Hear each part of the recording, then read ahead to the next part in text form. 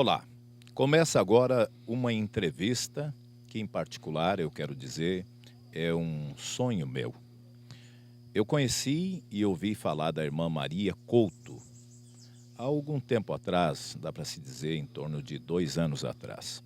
Desde então, eu ouvi a sua história e desejei gravar uma entrevista para ela com o seguinte objetivo: que ajudassem jovens do Brasil e até mesmo do mundo, irmãs recém-casadas.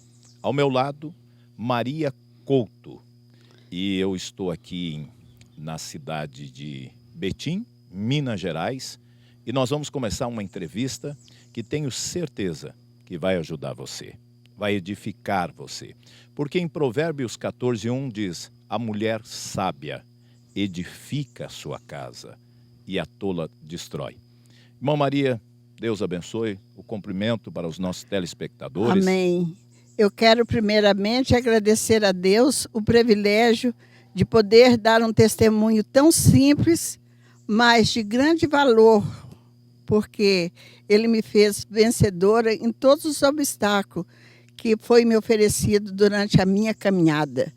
Então, eu tenho muita gratidão, tenho muitas gratidões com Deus por poder dar o meu testemunho, um testemunho real e verdadeiro. Muito bem. Também, ao estar aqui nos acompanhando, o seu esposo, que faz parte dessa linda história. Pastor José Couto é o pastor aqui em Betim, é um ancião e é uma pessoa respeitadíssima.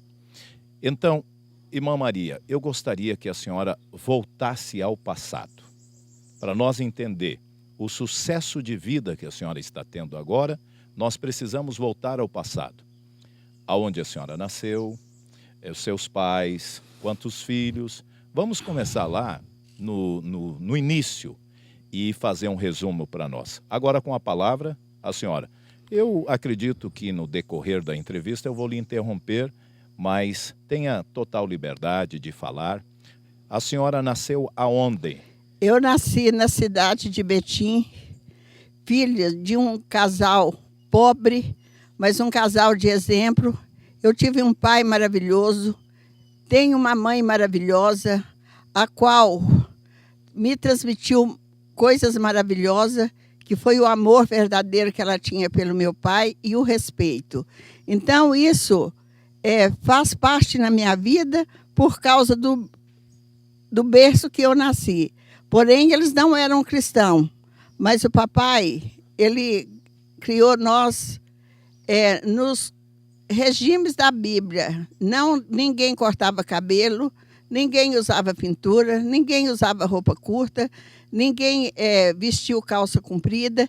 Então, aquilo ele criou nós, e eu, pelo menos, graças a Deus, eu tive o privilégio de ser uma filha obediente, o qual as minhas irmãs todas seguiram o exemplo. Conta nisso aqui, quantos irmãos, irmãs a senhora tem? Era uma família de quantos? Eu tenho uma família, 13 pessoas. Nós somos 9 filhas mulher e 4 homens. E todos são cristãos, não? Eu tive o privilégio de ser só eu a cristã lá em casa, porque eles não dão ouvido à palavra de Deus. Mas eu creio que Ele está na glória, porque a Bíblia diz que quando a gente crê, tudo que a gente amou aqui na terra, a gente terá lá do outro lado.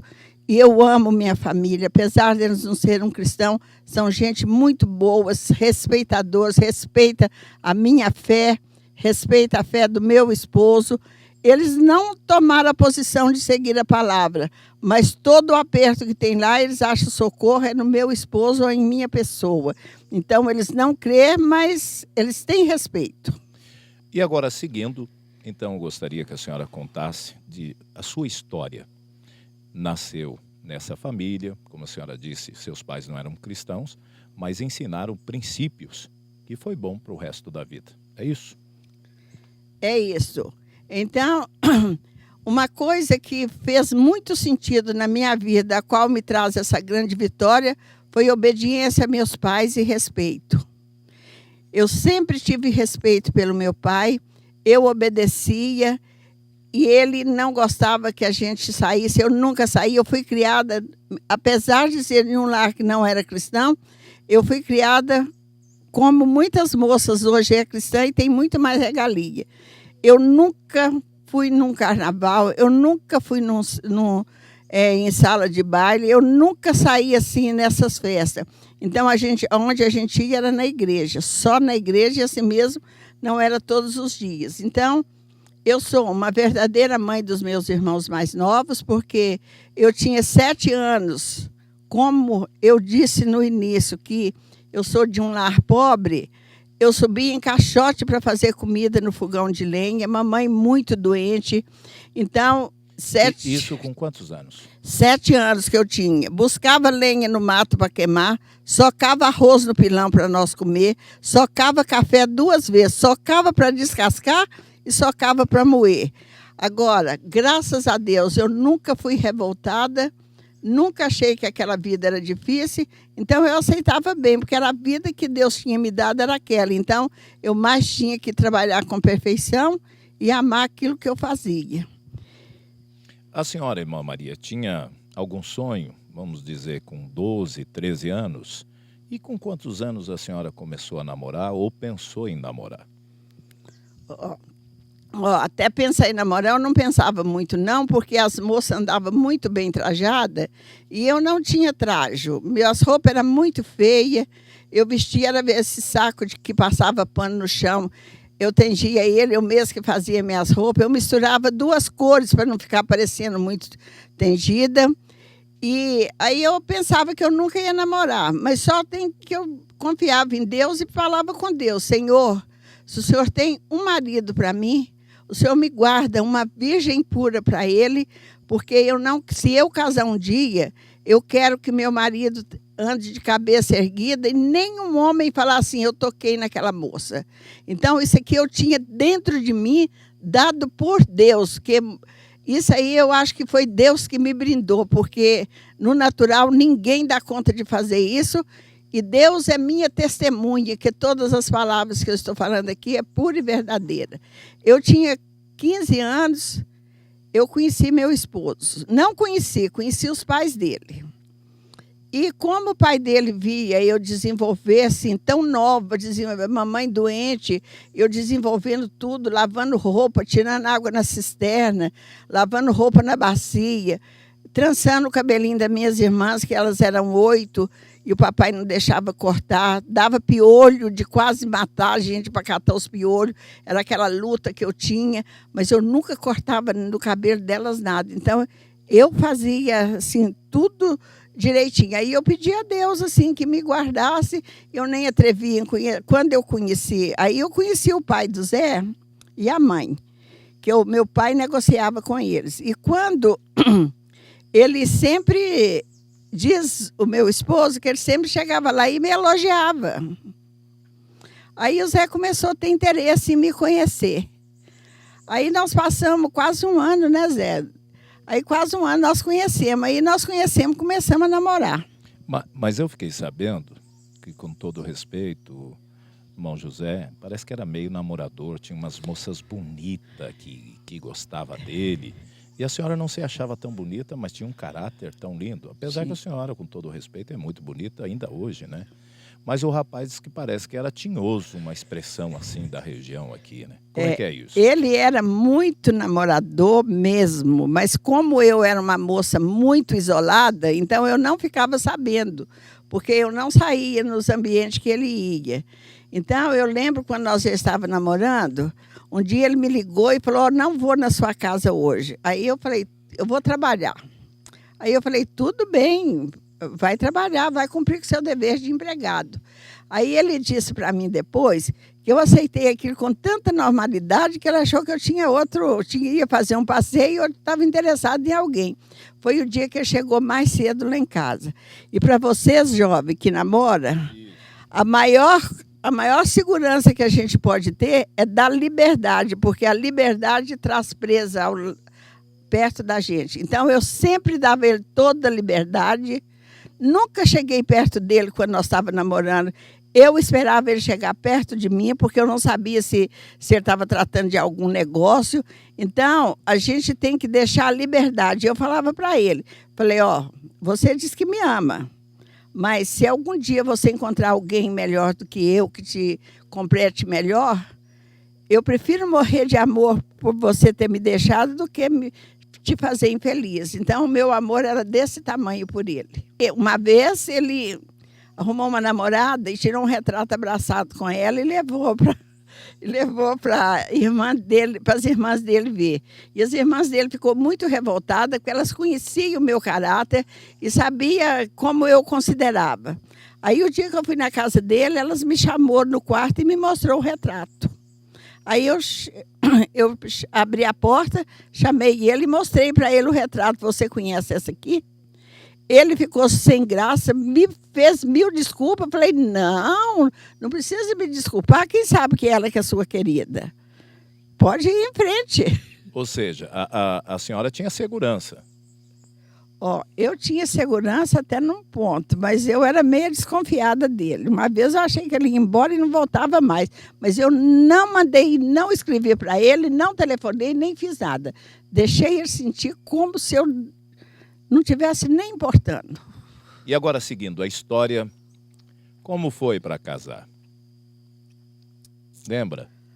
Esse Olha, momento especial, né? Quando foi para casar? Noivado. Tinha noivado ou não? Tinha. Quando foi para casar, que ele falou para mim que se eu aceitaria nós casar, eu falei, sim, eu aceito nós casar. Aí ele falou para mim assim, você mora em casa de acampamento? Eu falei, moro em qualquer lugar, contando que você compre um lote para nós ter um lugar de fazer um rancho para nós morar, que o dia que você desempregar, nós temos um lugar para entrar. Mas nós pulamos uma parte que a senhora me contou, fazer a senhora lembrar, que teve um período que vocês deram um tempo, né? E aí ele ficou doente, e aí nós pulamos isso, esse é um detalhe importante. Pulamos, sim. Como é que foi isso aí? Vamos ter que voltar um pouquinho, né, a fita. Então, eu tinha 16 anos, ele tinha 19. E como a minha família é grande, a mamãe teve os filhos muito assim, um perto do outro, e eu precisava demais de ajudar a mamãe, e ele ficava falando em casar. Ele queria que nós casássemos. Aí eu falei para ele, aí eu fiquei pensando, como que eu ia fazer para mim não magoar ele e pedir ele um tempo. Aí eu pensei, pedi, falei, oh Deus, me dá sabedoria, que esse moço é um moço bom, eu não posso magoar ele. O Senhor me ensina como eu vou falar com ele. Aí um dia ele tornou a falar comigo em nós casar. Aí eu falei para ele assim, ó, eu sou muito nova, eu não me encontro ainda em condição de sustentação de um casamento, porque eu sei o que é um casamento, porque praticamente eu vivo uma vida de casada. Agora, se nós nascemos um para o outro, um dia Deus vai cruzar os nossos caminhos e nós vamos ficar juntos até o fim da nossa vida. Aí ele ficou muito chateado, mas ele partiu. Mas de vez em quando ele ia lá em casa, dia de domingo de noite, ele me achava fazendo janta, dando banho nas irmãs. Ele ia e voltava. Aí ele foi acometido de um acidente muito grave. Ele teve morto. E o papai é muito amigo da família dele, aí o papai foi visitar ele, como eu tinha assim, muito respeito, vergonha de estar pedindo ao papai as coisas, eu pedi, mãe, pede ao papai se ele deixa eu ir com ele visitar o Zé, que eu chamo ele só de Zé. Aí a mamãe pediu, o papai falou que podia, eu fui. Mas quando eu cheguei lá, que eu vi ele quase morto, mas aquilo foi como uma planta que tivesse debaixo de uma pedra, tivesse arrancado uma pedra. Porque eu gostava dele, mas o verdadeiro amor me nasceu naquela hora de mais fracasso da vida dele. E ele parecia que ia morrer mesmo. Mas eu fiz assim, eu falei com Deus, falei, Senhor, se ele morrer, eu vou me considerar uma viúva virgem o resto da minha vida, porque com outro homem eu não vou casar. Isso é amor verdadeiro, né? A senhora acredita que esse é o verdadeiro amor que a gente encontra muito pouco hoje? A realidade é essa. Olha, esse amor é um puro e verdadeiro, é um amor divino. Igual eu falo para as meninas que trabalham comigo, e às vezes eu falo com as moças, que o casamento, para ele dar certo, porque apesar da mulher ser um vaso fraco, ele é sustentado pela mulher. Porque quando a mulher tem uma boa sustentação, o homem é mais fácil de mudar. E ali, naquele momento que a senhora viu ele na cama, despertou o grande amor. E aí, o que a senhora falou para ele? Aí eu não falei nada para ele no momento. Só que tem que ele viu no meu olhar que eu queria ele novamente do meu lado. Então, eu não falei nada para ele. Aí ele viu que o meu olhar falava para ele, eu te amo. O olhar dizia tudo, né? Mas ele me cobrava muito, eu fazia declaração de amor para ele, mas eu não fazia, porque eu tinha medo de me largar, e depois eles zombaram de mim. E eu não fazia. Ele falava, eu não te entendo, você nunca falou que me ama? Eu falei, mas minha atitude mostra. Mas eu não falava, eu tinha vergonha de falar para ele, e tinha medo dele ir embora e eu ficar decepcionada com aquela atitude que eu estava fazendo. Então, eu considero esse o verdadeiro amor, e eu falo para as meninas, o casamento, para dar certo, primeiro a gente tem que ser mãe, para depois ser esposa. O porquê ser mãe? Mãe aceita o filho na sarjeta, aceita o filho bêbado, aceita o filho na cadeia, ela ama ele do mesmo jeito. Então, quando a gente ama primeiramente ser mãe, a gente perdoa o marido de tudo que ele, porventura, cair no fracasso. Muito bem. Após isso, ele saiu do hospital, né? E aí casaram. Vamos para o casamento que nós precisamos adiantar. Casamos. Nós namoramos 2 anos e noivamos 1. Então, ele se apertou, comprou o lotezinho com uma casinha bem pequena, bem ruim, mas para mim eu estava feliz. Aí apareceu uma pessoa para alugar a casa. Eu falei para ele, ô Zé, vamos alugar? Ele falou, pode alugar. Eu recebi o aluguel e dava o dinheiro para ele. Ele falava, não, é tão pouco, fica com isso para você. Mas eu não ia comprar um vestido novo, nem ia comprar um sapato, nem ia no salão, nem ia fazer nada. O que eu fazia com aquele dinheiro?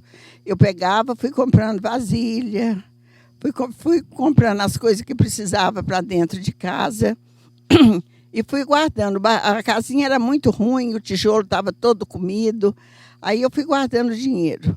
Aí, quando nós marcamos o casamento, ele estava desempregado e doente, que ele tinha feito um tratamento de xistose que deixou ele muito fraco.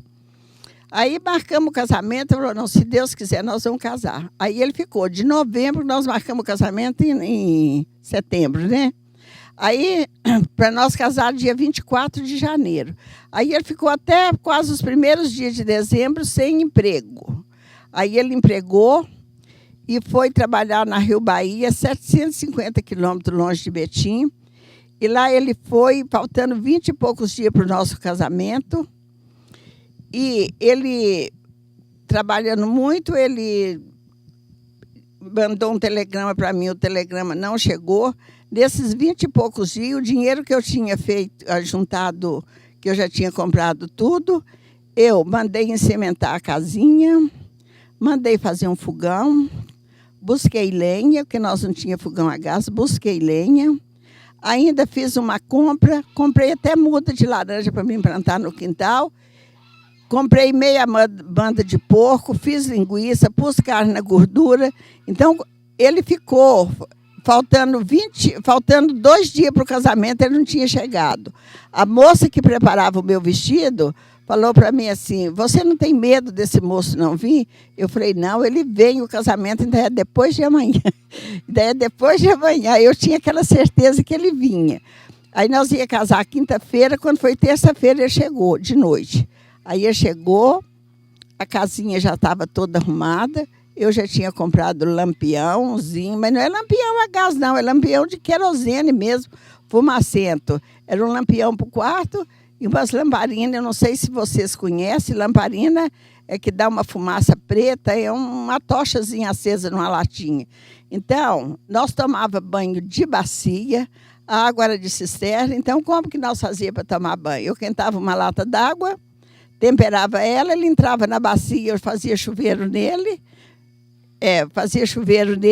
depois ele fazia chuveiro em mim, eu apanhava aquela água. Mas isso depois de casado, né? Depois de casado. Ah, tá. Não, eu já casei. Não, já casou. Já casou. Eu estava um pouco atrasado. Mas aí já casou. Aí, ele apareceu, aí casaram. nós casamos e fomos morar nessa casinha. Vocês eram católicos, é isso? Nós éramos O católicos. padre casou, é isso? O padre casou. Tudo bonitinho, como manda a lei. Né? Tudo bonitinho.